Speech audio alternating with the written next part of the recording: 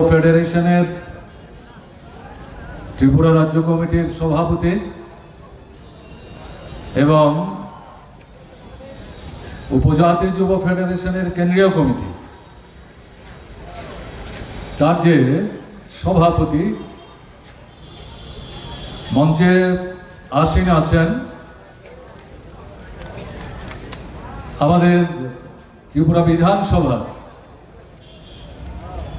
ভারতের communist party মার্ক্সবাদীর যে সংসদীয় সদস্যরা আছেন তাদের নেতা, এক সময়ের যুব আন্দোলনের নেতা কমরেড জিতেন চৌধুরী, ভারতের গণতান্ত্রিক যুব ফেডারেশনের সর্বভারতীয় কমিটির সাধারণ সম্পাদক কমরেড হিমগ্ন, আপনারা যারা উপস্থিত হয়েছেন ডিওয়াইএফ এবং টিওয়াইএফ এর নেতৃত্ব, সংগঠক, সমর্থক, সক্রিয় কর্মী, ত্রিপুরার বিভিন্ন মহকুমা থেকে আমি আপনাদের সবাইকে আন্তরিকভাবে প্রীতি, শুভেচ্ছা, অভিনন্দন জানাচ্ছি।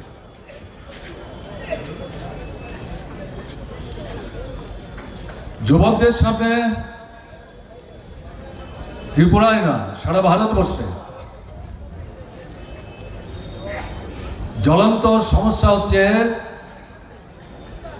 চাকরি পাওয়া, কাজ পাওয়া, রোজগার পাওয়া, আয় উপার্জনের ব্যবস্থা নিশ্চিত হওয়া, পরিবার প্রতিপালন, একটা সুস্থ পারিবারিক ব্যবস্থা, সুন্দর ভবিষ্যৎ। কোথায় কাজ শুনছিলেন? এগুলো বলে আমি আপনাদের ভারাক্রান্ত করব না। আমি যেটা আপনাদের কাছে বলতে চাই সংক্ষিপ্ত সময়ের আলোচনায়,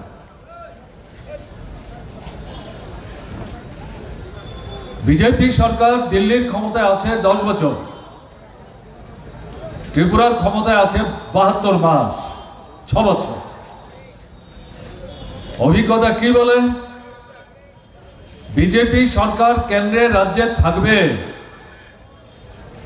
বেকারদের সমস্যার সমাধান হবে, তারা কাজ পাবেন, বেকারি দূর হবে, এটা অসম্ভব, আকাশ কুসুম কল্পনা।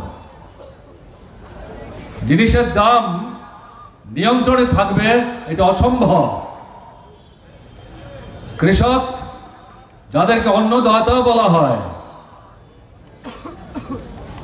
রক্ত ঝরিয়ে, ঘাম ঝরিয়ে, মাঠের বুক চিরে যারা ফসল ফলান, তারা খেতে পান না, তাদের ছেলেরা মেয়েরা অর্ধাহার অনাহারে দিন কাটায়। তারা ফসলের ন্যায্য দাম পাবেন, অর্ধাহার অনাহার থেকে মুক্তি পাবেন, এটা যদি আমরা ভাবি তাহলে স্বপ্নের রাজ্যে অবগাহন করা হবে। এই যে পরিস্থিতি, এই পরিস্থিতিতে বিজেপিকে, এই পরিস্থিতিতে আসন্ন যে লোকসভা নির্বাচন, তাতে পরাস্ত করতে হবে। ক্ষমতায় ফিরে আসতে দেওয়া যাবে না। এটা ত্রিপুরার উপর নির্ভর করছে আমরা এটা মনে করি না। সারা ভারত এবং তার মধ্যে অবিচ্ছেদ্য অংশ ত্রিপুরা একসাথে মিলে আওয়াজ উঠেছে, বিজেপি হটাও, দেশ বাঁচাও, কৃষককে বাঁচাও, যুব শক্তিকে এগিয়ে যেতে সাহায্য করো, আমাদের ছেলেরা মেয়েরা, নবীন প্রজন্ম যারা দেশের ভবিষ্যৎ, তারা যাতে শিক্ষায় দীক্ষায় সেখানে সুসম্পূর্ণ একটা চেতনা নিয়ে, বিজ্ঞান ভিত্তিক ভাবনা নিয়ে নিজের পায়ে দাঁড়িয়ে দেশকে সামনের দিকে এগিয়ে নিয়ে যাওয়ার ক্ষেত্রে কার্যকরী ভূমিকা নিতে পারে, এই দৃষ্টিভঙ্গি মাথায় রেখে বিজেপিকে ক্ষমতা থেকে হটাতে হবে। এদের মধ্যে উপজাতি আছেন, তপশিলি আছেন, ওবিসি আছেন, ধর্মীয় সংখ্যালঘু অংশের মানুষ আছেন। সবার প্রশ্নই এর মধ্যে যুক্ত আছে। যদি এটা করা না যায় তাহলে ভারতবর্ষের সংবিধান বিজেপি যদি আবার ক্ষমতায় আসে শুধু আক্রান্ত হবে মনে করলে ভুল করা হবে। এটা তো আক্রান্তই। বিজেপি আবার যদি ক্ষমতায় আসতে পারে এটাকে ধ্বংস করে দেবে। সংবিধান ধ্বংস করার অর্থ হচ্ছে গণতন্ত্রকে ধ্বংস করে দেবে। নির্বাচনী যে গণতান্ত্রিক পদ্ধতি ব্যবস্থা আমাদের দেশের সংবিধানের দেওয়া সুযোগের ভিত্তিতে এখনো খানিকটা বেঁচে আছে, এটাকে ধ্বংস করে দেবে। নির্বাচনী যে ব্যবস্থাটাকে নিরপেক্ষভাবে পরিচালনার জন্য আমাদের দেশের সংবিধানে যে নির্দেশনামা ছিল এটাকে ধ্বংস করে দেওয়ার জন্য নূতন আইন তৈরি করে সুপ্রিম কোর্টের প্রাক্তন চিফ জাস্টিস থাকার সময় পর্যন্ত কে ইলেকশন কমিশনের চিফ ইলেকশন কমিশনার হবেন, কারা এই কমিশনের সদস্য হবেন, এটা বাছাই করে রাষ্ট্রপতির কাছে পাঠাবার জন্য যাদের উপর দায়িত্ব ছিল সেই দায়িত্ব থেকে সুপ্রিম কোর্টের চিফ জাস্টিসকে খণ্ডন করেছে প্রধানমন্ত্রী, তার পছন্দের তার মন্ত্রিসভার একজন সদস্য এবং সংসদের বিরোধী দলের নেতা, তিনজনের মধ্যে দুজন বিজেপি। তার অর্থ কি? এই নির্বাচনী যে কমিশনটা হবে এটাকে বগলদাবা করবার জন্য যা কিছু ছিটে ফুটা নিরপেক্ষতার আশ্রয় নিয়ে নির্বাচনটা মোটামুটিভাবে সম্পন্ন করার এতদিন পর্যন্ত সুযোগ ছিল এটাকেও ধ্বংস করে দেওয়া। বিচার ব্যবস্থা আমাদের সংবিধানের মধ্যে তার যে স্বাতন্ত্র্য এটাকে ধ্বংস করে দেওয়ার চেষ্টা হচ্ছে। সুপ্রিম কোর্টের বিচারপতি রাজ্যের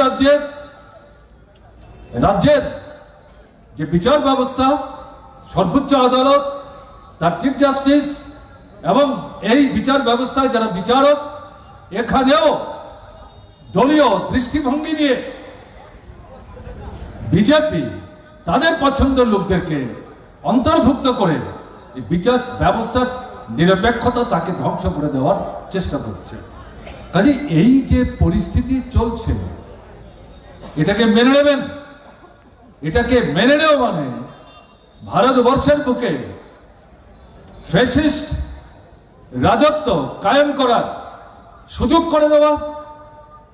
বিজেপির নেতৃত্বে একদলীয় স্বৈর শাসন যার অন্তর্নিহিত মূল ভাবনা হচ্ছে ফ্যাসিস্ট রাজত্ব কায়েম করা, সেটাকে সাহায্য করা হবে।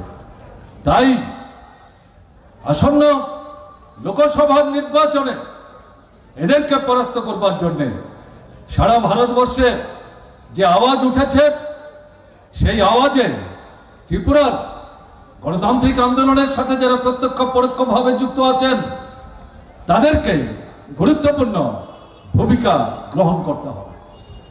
আপনারা দেখেছেন গত 23-এর বিধানসভার নির্বাচনে আমরা বামপন্থীদের পক্ষ থেকে ত্রিপুরার নির্বাচক মন্ডলীর উদ্দেশ্যে আহ্বান রেখেছিলাম। এই 5 বছরের দুঃশাসনে এরা প্রমাণ করে দিয়েছে এটা গণদুশ্মন, জনগণের স্বার্থের প্রহরী না, জনগণের স্বার্থের সংহারক, দুর্নীতি এবং এই যে সরকারটা সমর্থক হয়ে গেছে। এদেরকে পরাস্ত করুন এবং এদের হাত থেকে ত্রিপুরাকে উদ্ধার করুন। ত্রিপুরায় একটা জনমুখী ন্যূনতম কর্মসূচির ভিত্তিতে বাম গণতান্ত্রিক ধর্মনিরপেক্ষ শক্তির সমন্বয়ে একটা বিকল্প সরকার তৈরি করবার জন্য এগিয়ে আসেন। আপনারা দেখেছেন ভোটের যে ফল, বিশ্বাসঘাতকতা, বর্ণচূড়া, ময়ূরের পাখনা, কাক তার লেজে বেঁধে যেমন ময়ূর সারবার চেষ্টা করে আসলে নিজের চেহারা ঢেকে রাখতে পারে না, এরকম করে যারা এই নির্বাচনে বিজেপির বিরুদ্ধে কথা বলে গোপনে বিজেপির সাথে সমঝোতা করে বামপন্থীরা যাতে ফিরে এসে আবার একটা গণতান্ত্রিক পরিমণ্ডলে ত্রিপুরাকে এগিয়ে নিয়ে যাওয়ার মতো একটা সুস্থ গণতান্ত্রিক পরিমণ্ডল সম্পন্ন সরকার তৈরি করতে না পারে, বিশেষ করে উপজাতি অংশকে বিভ্রান্ত করা, বামপন্থীদের থেকে দূরে রাখা এবং উপজাতি অনুপজাতির মধ্যে বিভেদের যে ফারাকটা এটাকে প্রশস্ত করার লক্ষ্য নিয়ে এরা যদি কাজ না করতো তাহলে কিন্তু এই সরকার আসতে পারে না। 51 থেকে 39, 44 থেকে 31 এটা পরিষ্কার হয়ে গেছে। আজকের যে পরিস্থিতি, এই পরিস্থিতিতেও এরা যাদেরকেই প্রার্থী হিসেবে দাঁড় করাক না কেন, তাদের কি গুণাবলী আছে নাই আমি এ নিয়ে কথা বলতে চাইছি না। এটা ব্যক্তিগত বিষয় নিয়ে আলোচনার বিষয় না। নির্বাচন উচ্চতর পর্যায়ে রাজনৈতিক সংগ্রাম, কর্মসূচির লড়াই, দৃষ্টিভঙ্গির লড়াই, বিকল্প পথের নিশানা দেখাবার লড়াই। এই পরিস্থিতিতে সারা দেশের যে আওয়াজ উঠেছে বিজেপিকে পরাস্ত করো, আমাদের ত্রিপুরাতেও বিধানসভার নির্বাচনে যেটা একেবারে দুর্গড়ে এসে বিশ্বাসঘাতকদের জন্য বাস্তবায়িত করে গেল না, এই লোকসভার নির্বাচনে ওই বিশ্বাসঘাতকরা এদের পেটে ঢুকে গিয়ে এই নির্বাচনে ওদের পরাজয় রুখবার জন্য ওদের প্রার্থীদেরকে জয়যুক্ত করে দিল্লির বুকে এই ফ্যাসিস্ট সুলভ শক্তিকে ক্ষমতায় রেখে ভারতবর্ষের গণতন্ত্রকে সমাধিস্থ করবার আকাঙ্ক্ষা নিয়ে যারা কাজ করছে তাদেরকে পরাস্ত করবার জন্য সংঘবদ্ধ হতে হবে। এখানে আমাদের আবেদন থাকবে, শুধু বিজেপির বিরুদ্ধে কথা বললে হবে না, প্রকৃত অর্থে ধর্মনিরপেক্ষ দৃষ্টিভঙ্গি, গণতান্ত্রিক দৃষ্টিভঙ্গি, জাতি, ধর্ম, বর্ণ, সম্প্রদায় নির্বিশেষে আত্মম্ভরী মনোভাব নিয়ে নিজেদের ক্ষমতার পরিমাপ এটা নিজেদের মতো করে হিসেব নিকেশ করে সবাইকে উপেক্ষা করে যদি কেউ নিজেরাই মনে করেন বিজেপিকে এরকম কিছু ভাবনা চিন্তা সম্পন্ন যে রাজনৈতিক দল তারাই পারবেন, তাহলে এটা তারা ভুল করছেন।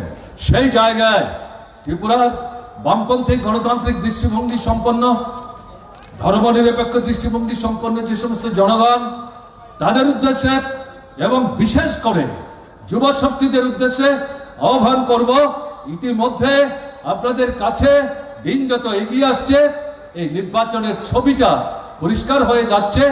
এই পরিস্থিতিতে দাঁড়িয়ে ত্রিপুরায় প্রকৃত অর্থেই এই ফ্যাসিস্ট বিজেপিকে পরাস্ত করার জন্য, গণতন্ত্রকে পুনরুদ্ধারের জন্য, সংবিধানকে রক্ষা করবার জন্য, ধর্মনিরপেক্ষতার যে মতাদর্শ তাকে সুরক্ষিত করবার জন্য, এবং এগুলো রক্ষিত যদি না হয় জিনিসের দাম কমবে না, চাকরি হবে না, ফসলের ন্যায্য দাম পাবে না, এবং সুস্থ যে সমাজ ব্যবস্থার কথা বলছি সেই ব্যবস্থা সুনিশ্চিত করা যাবে না, ছেলে মেয়েদের শিক্ষার সুযোগ থাকবে না, এবং অসুস্থ মানুষ যারা তাদের চিকিৎসা, ঔষধ পত্র এগুলোর কোনো গ্যারান্টি থাকবে না, ছোট বাজারে যারা ব্যবসায়ী তাদের অস্তিত্ব বিপন্ন, দেয়ালের পিঠ থেকে গেছে, তাদেরকেও রক্ষা করা যাবে না। তাই আমি আমার কথা শেষ করার আগে এই আবেদন করব, জীবন তো একটাই, মানুষ একবারই জন্মায় এবং পৃথিবী থেকে তাকে এক সময়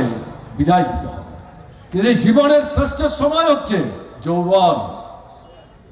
আপনারা এই যুব শক্তি আজকে এখানে সমবেত হয়েছে, জীবনকে বাজি রেখে আপনাদের জীবনকে প্রতিষ্ঠিত করবার জন্য, ভবিষ্যৎকে রাঙিয়ে তুলবার জন্য, দেশকে এগিয়ে নিয়ে যাওয়ার জন্য শপথ নিয়ে সারা ভারতবর্ষের সাথে কাঁধে কাঁধ মিলিয়ে এই ত্রিপুরার নির্বাচনে দুটো আসনেই বিজেপিকে তার সহযোগীদের পরাস্ত করে প্রকৃত দেশপ্রেমিক গণতান্ত্রিক ধর্মনিরপেক্ষ শক্তির প্রতিনিধিত্ব করবার জন্য সামনের দিনে যারা বাছাই প্রার্থী হিসেবে আপনাদের সামনে দাঁড়াবে তাদেরকে জয়যুক্ত করবার জন্য ঝাঁপিয়ে পড়বেন, এই আহ্বান আপনাদের সামনে রেখে আপনাদেরকে অভিনন্দন জানিয়ে আমি আমার কথা বলা শেষ করছি। ভালো থাকবেন, আমার নমস্কার নেবেন।